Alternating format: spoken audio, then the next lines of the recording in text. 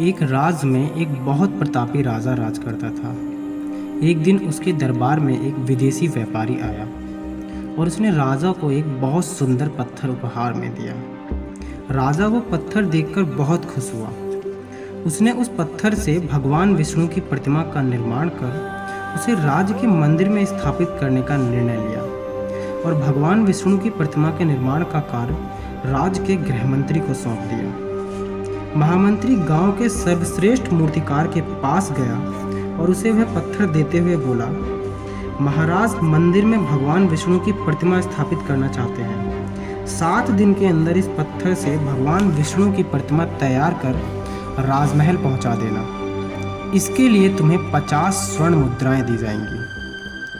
50 स्वर्ण मुद्राओं की बात सुनकर मूर्तिकार खुश हो गया और महामंत्री के जाने के बाद प्रतिमा निर्माण कार्य प्रारंभ करने के उद्देश्य से अपने औजार निकाल लिए।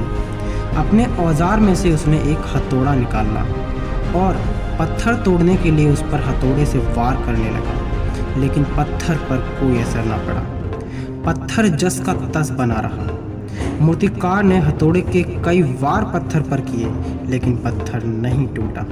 50 बार प्रहार करने के बाद मूर्तिकार ने अंतिम बार प्रहार करने के उद्देश्य से हथौड़ा उठाया, लेकिन ये सोचकर हथौड़े पर प्रहार करने के पहले ही उसने अपना हाथ खींच लिया कि जब 50 बार वार करने के बाद भी पत्थर नहीं टूटा तो अब क्या टूटेगा।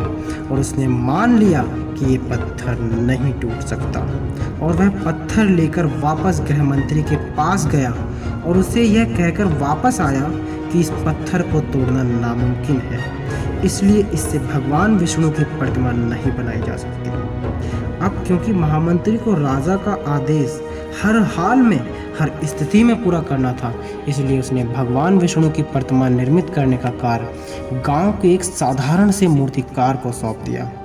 पत्थर लेकर मूर्तिकार ने महामंत्री के सामने ही उस पर हथौड़े से प्रहार किया और वह पत्थर एक बार में ही टूट गया।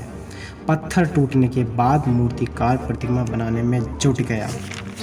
तो आपको क्या लगता है कि वो पहले वाला मूर्तिकार इतना बड़ा, इतना सर्वश्रेष्ठ मूर्तिकार होकर भी 50 बार प्रहार करने पर भी पत्थर नहीं तोड़ पाया और इस साधारण से मूर्तिकार ने सिर्फ एक प्रहार से ही पत्थर तोड़ दिया? नहीं, जो पहले वाले मूर्तिकार ने 50 बार प्रहार किया था, उन 50 प्रहारों ने इस पत्थर को अंदर से कमज़ोर कर दिया था। क्योंकि पत्थर बाहर से जस का तस दिख रहा था, तो उस मूर्तिकार को लगा कि 50 बार प्रहार करने पर भी पत्थर पर कोई असर नहीं पड़ा और उसने हार मान ली, जबकि उसके केवल एक आखिरी प्रहार से पत्थर टूट जाता और वह 50 स्वर्ण मुद्राएं हासिल कर लेता।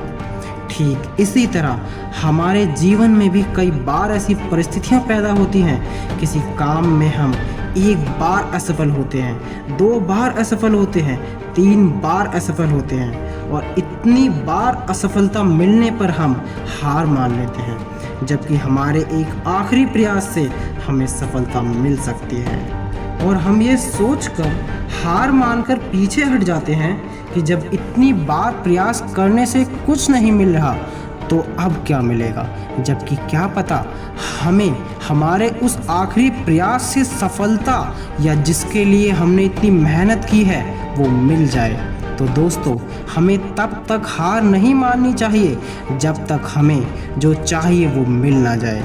अगर जीवन में सफलता प्राप्त करनी है तो बार बार असफल होने पर भी तब तक प्रयास करना नहीं छोड़ना चाहिए जब तक सफलता नहीं मिल जाती। क्या पता जिस प्रयास को करने से पहले ही हम अपने हाथ खींच रहे हैं वही हमारा अंतिम प्रयास हो और उससे ही हमें कामयाबी मिल जाए। तो आज के लिए बस इतना ही। मिलते हैं ऐसी ही एक नई स्टोरी के साथ एक नई वीडियो में। जय हिंद, जय भारत।